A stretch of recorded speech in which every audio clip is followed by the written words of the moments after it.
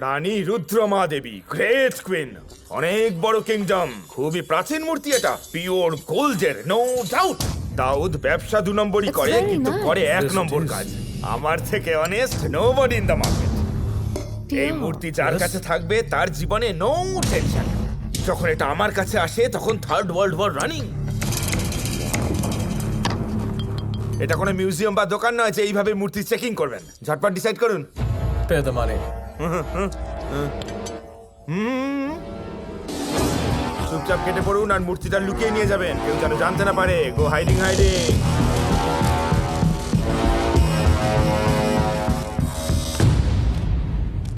কি ভাই, তুমি ব্যবসা করছো নাকি এদের হুমকি দিচ্ছ? ইংলিশে টিউশন দিচ্ছিলাম। যাক এইসব রাখ, তুই আমায় বল আমার কাজটা হলো কিনা। আরে সেই কাজটাই তো করছি ভাই। আর কতদিন ধরে করবি? হ্যাঁ, তোর কাছে কোনো মনই নেই। আরে না রে বাবা, জায়গা বাদ দে। যদি পাক্কা ইনফরমেশন পেয়ে যাই না, আমাদের সবার জীবন একেবারে বদলে যাবে। ওই মেয়েটার পিছু নিয়ে সিক্রেটটা জানতে বলেছিলাম আমি তোকে, কিন্তু নেশা করে সময় পেলে তবে না, একটা কাজের লোক খুঁজে পাস না তুই, আর তারপর নিজে তো একটা ফাঁকিবাজ। এটা কোনো পাতি কাজ নয় যে সে লোক এই কাজ করতে পারবে না ভাই। এই শোন, পাগলের মতো কথা বলিস না তুই। এটা কি এমন হাতি করা কাজ? আমাকে আর বোকা বানাতে পারবি না তুই।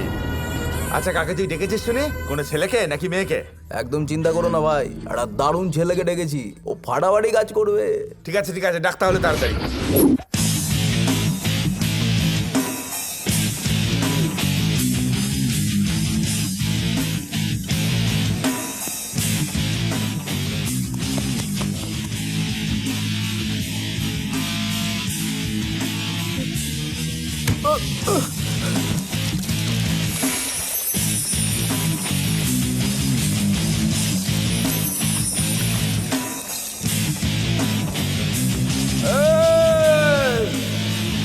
স্যার প্লিজ স্যার, আমাকে বাঁচান। কেন ভাই, আমি কি ভগবান নাকি? তবে তোকে একটা কথা বলতে চাই, তুই মহিলা হলে তোকে বাঁচিয়ে লাভ ছিল, কিন্তু তোকে বাঁচিয়ে আমি কি পাবো বল? ছাড় ভাই আমাকে, তোর জন্য আমার নেশাটাই কেটে গেল। স্যার স্যার, আপনার যত মত চাই আমি দেবো, কিন্তু আমাকে বাঁচান প্লিজ। এই, তোকে ছেড়ে দে, তোর যত টাকা চাই আমি তোকে দেবো। এই টাকা তো আমার নিশ্চয়ই চাই, কিন্তু ওকে ছাড়বো কেন সেটা তো বল। ওর সাথে এত কথা কি বলছিস? মেরে ফেল ওকে। মারার জন্য দম চাই, শুধু ঘেউ ঘেউ করলে হয় না।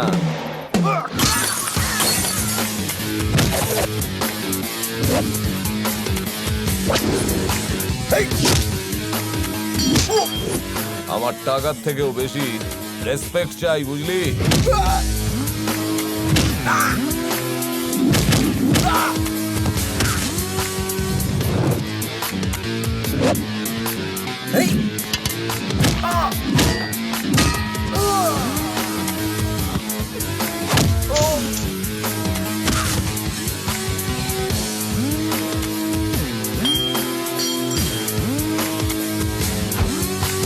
এই, তোকে ভালো কথায় বোঝালাম, সেটা তোর মাথায় ঢুকলো না। পুলিশের কাছে গেলি, তুই মিডিয়ার কাছেও গেলি, এমনকি সব ছেড়ে একটা ডনের কাছেও চলে গেলি। আমায় কিন্তু কেউ কিচ্ছু করতে পারবে না। এই বুড়ো, তখন 5 লাখ টাকা দেওয়ার কথা হয়েছিল, এখন আরো 5 লাখ টাকা দিতে হবে। দে 10 লাখ টাকা দে। তুই আমার ধৈর্যের পরীক্ষা নিস না। এখনো বসে আছিস? তুই বোর হচ্ছিস না? যা গিয়ে টাকা নিয়ে আয়।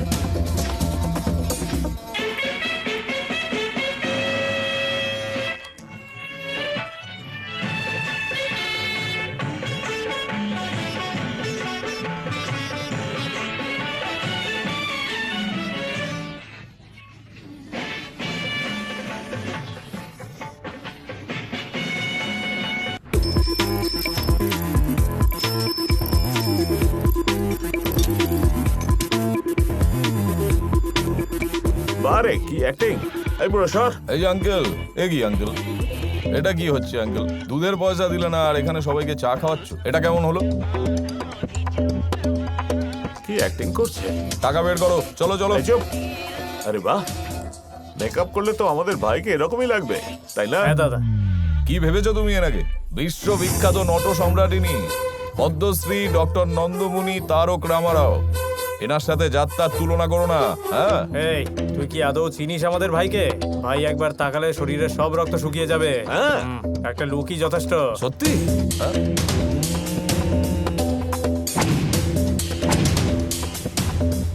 ঠিক বলেছো, একদম বাঘের মতো দেখতে। সেটাই তো। হ্যাঁ,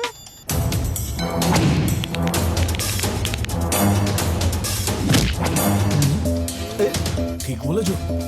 আরে স্টাইলই আলাদা আমাদের খান ভাই। মনে পড়েছে ভাইয়ের ওই সিনেমাটা দেখেছো? কি ফাটাফাটি অভিনয় করেছে। আঙ্কেল এই সিডিটা চালাও তো। হ্যাঁ? ভাই এবার অ্যাক্টিং করেছে? কে জানে।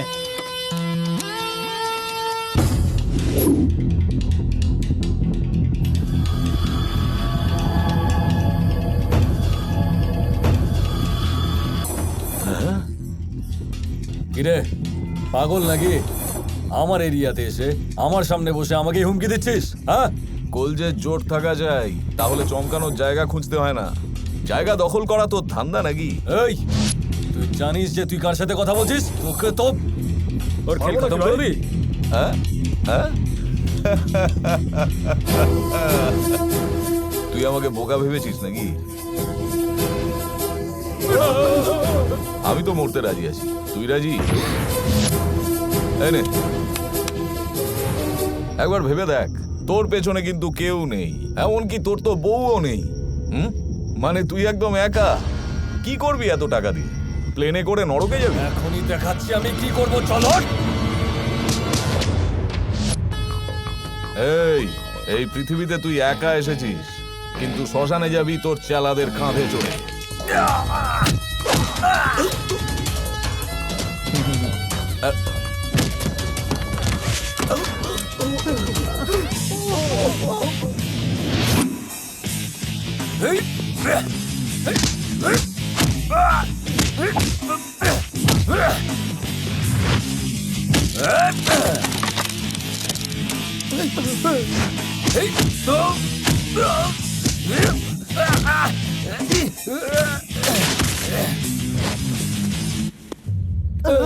আরে এই গাধারা, ওই বোমটা প্লাস্টিকের রে।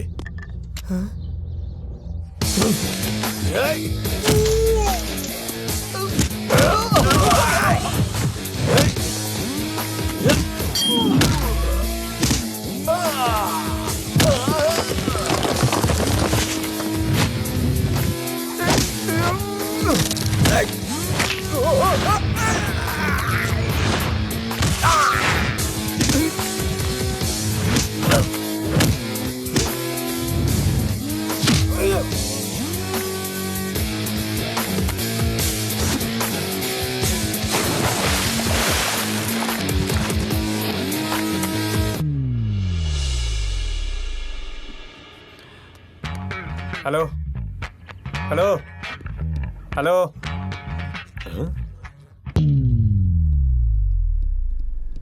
দাদা গো, আরে দাঁড়া, প্যান্ট তো আগেই ভিজে গেছে।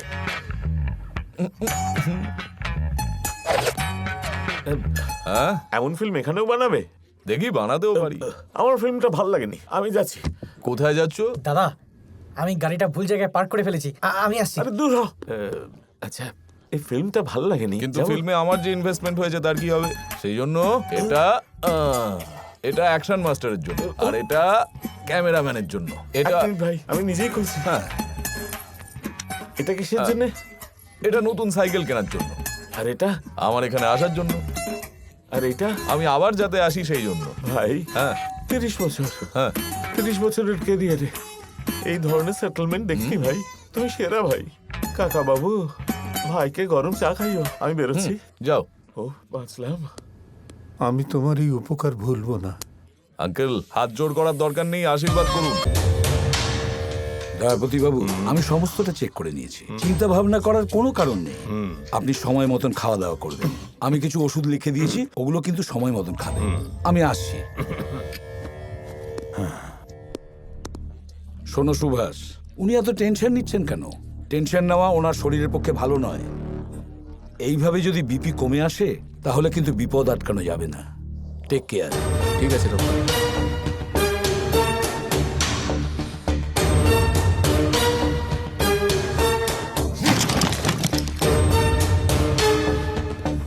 কি হলো ভাই? যেদিন থেকে ও এসেছে মাথা খারাপ করে দিয়েছে। ওই পুরোটা আমাকে পাগল করে রেখেছে। যদি আমাকে আগে বলতো তাহলে এতক্ষণে। এই টেনশনে আমাদের বিজনেসেরও ক্ষতি হচ্ছে। কোনো লাভ নেই, ওকে মারতেই হবে, মারতেই হবে ওকে। দাদা আপনি একটু শান্ত থাকুন, মাথা ঠান্ডা করে কাজ করুন। এবার তুই আমাকে শেখাবি, তোর কাছ থেকে জ্ঞান নিতে হবে। হ্যাঁ, তান্ত্রিক বিদ্যায় নয়, এবার ওকে আমরাই মারবো। এই তুই গিয়ে মার ওকে, এক্ষুনি গিয়ে মারবি। তোর ফিগারটা বেশ ভালোই টোন আপ করেছিস, কি ব্যাপার? কোনো ব্যাপার নেই, শুধু মাইন্ডটাকে ফ্রেশ করার জন্য। শোন, যোগা করে এইসব হয় না। আর শুধু শুধু আমাকে নিয়ে এলি, এই বয়সে তো শুধু পার্টি করতে হয়। তুইও না সব সময় পার্টির কথা। দূর, আর এতে খারাপটা কি? শোন, আমাদের বয়সে এটাই করা উচিত। ওঠ।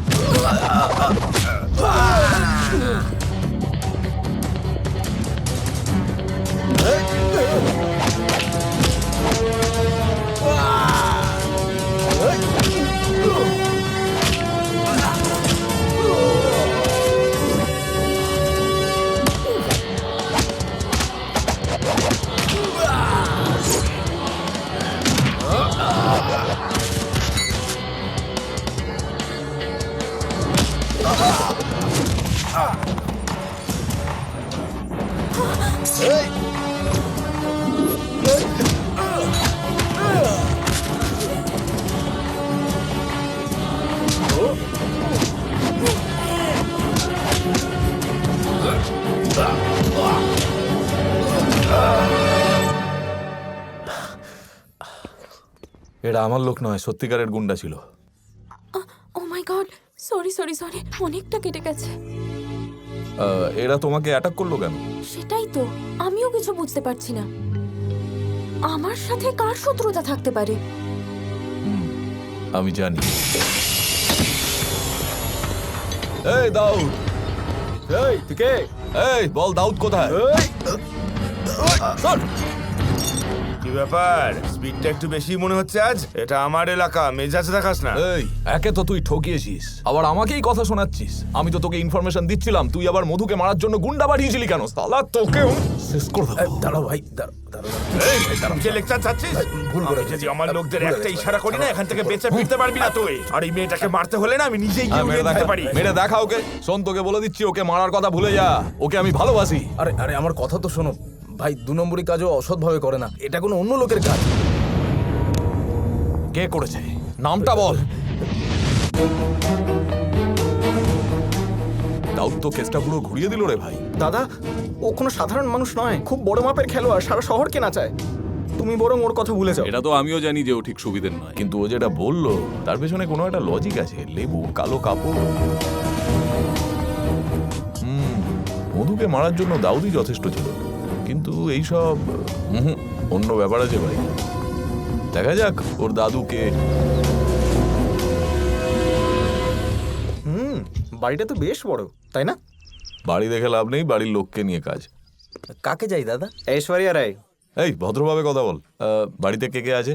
বাড়ির মালিক আর ওনার নাতি। উনি কি করেন? অনেক কিছুই করে স্যার, অনেক টাকার ব্যবসা। হ্যাঁ, এদিকে শোনো, এদিকে শোনো। আচ্ছা আমাকে একটা কথা বলো তো, এই বাড়িতে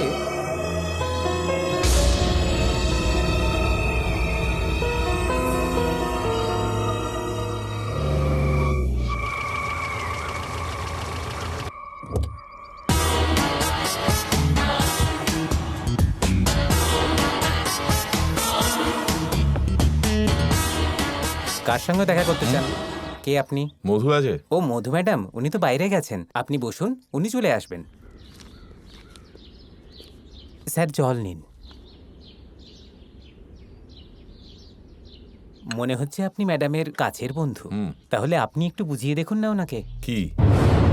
এই বাড়িতে ভূত আছে স্যার, আমি কতবার বলেছি ওনাকে, উনি মানছেনই না। কি বললে? ভূত? আরে আমি মিথ্যে বলছি না, একটা পাতা ভর্তি গাছ 1 রাতের মধ্যেই শুকিয়ে গেল। ওই দেখুন কি সুন্দর গাছ ছিল, আমি হাতে পায়ে ধরে ওনাকে বোঝানোর চেষ্টা করেছি, কিন্তু উনি শুনছেনই না। উনি আমার কথা তো শুনছেন না, হয়তো আপনার কথা শুনবেন। এই দেখো, কথায় কথায় তো আমি চা আনতেই ভুলে গেছি। আচ্ছা ঠিক আছে, এক্ষুনি আনছি। দরকার নেই।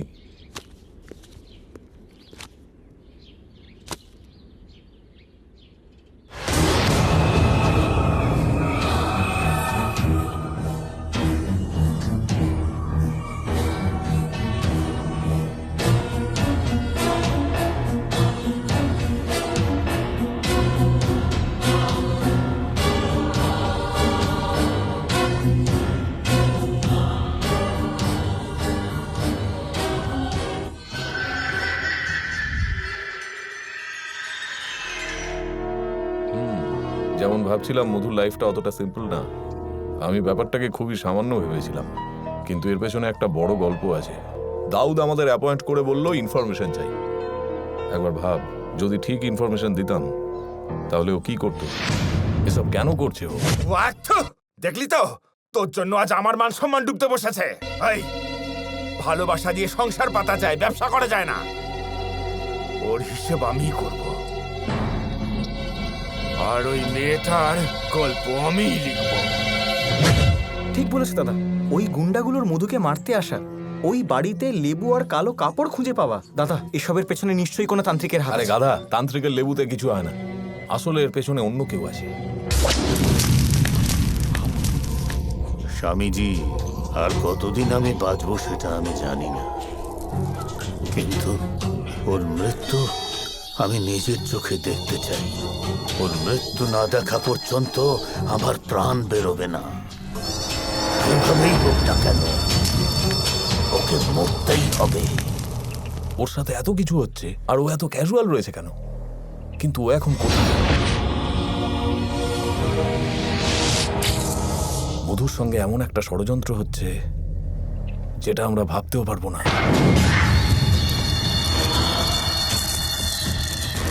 কেউ না কেউ আমাদের পথে বাধা দিচ্ছে। শুভক্ষণ দেখে কপাল চণ্ডীর যজ্ঞ শুরু করব। আমরা এসে গেছি, ভূত ধরতে এসে গেছি। কালো ভূত, মোটা ভূত, লম্বা ভূত, বেটা ভূত, সব রকমের ভূত আমরা ধরতে পারি। বলো কোন ভূত ধরে দেবা? দাঁড়াও দাঁড়াও ভাই, ভূত এত রকমের হয় নাকি? কত রকমের ভূত হয় জানতে চাও নাকি ভূত ধরার লোক চাও? ধরার লোক চাই। আচ্ছা চলো না মূর্খ। সত্যি এত রকমের হয় নাকি? আরো এক প্রকারের ভূত হয়।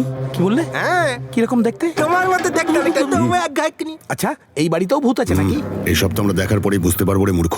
ভেতরে তো আগে যেতে দে। চলুন চলুন। আই তুমি যাও, এই, এদিকে তুই এসো। এখানে দাঁড়া, ওর আগে কিন্তু এদিকে দূর এসো, কর। তোমার আর কটা